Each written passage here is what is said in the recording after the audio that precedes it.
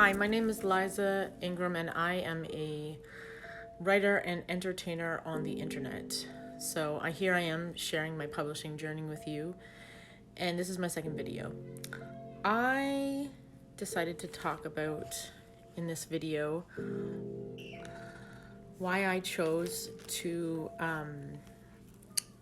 go pursue self-publishing versus regular publishing through the traditional publishing routes.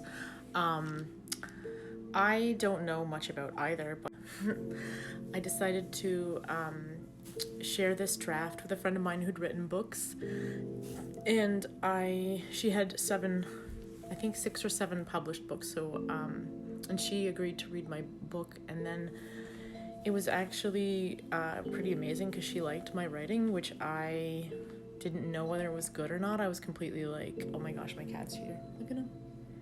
Isn't he the cutest? Oh, look at him. Look at him.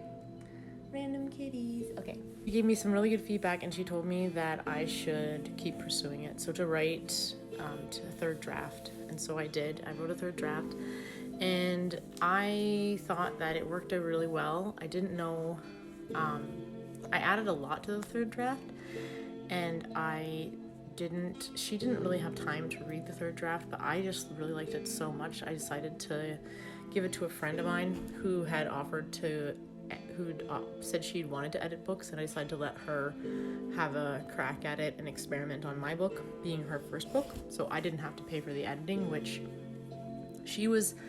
sounds sketchy, I guess, but she's actually a professional editor, but she has never done a book before, like a full-length novel-sized book.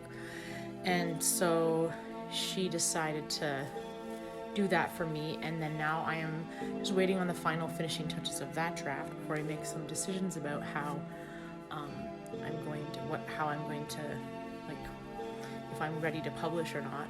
And then in the meantime, I'm trying to figure out what I have to do, because I'm getting really, really close.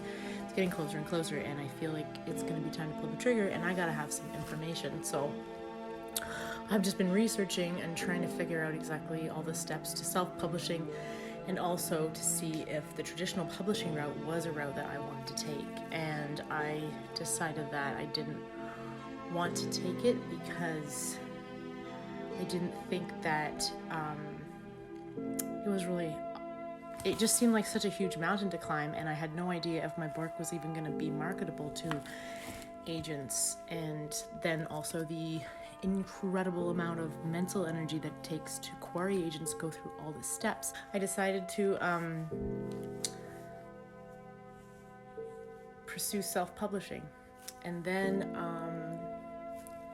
that way I would have a lot of control over what I was going to do. Then I would be able to collect more royalties. And I figured with a wonderful platform like TikTok, and if I could figure out the marketing, then I might have a good chance of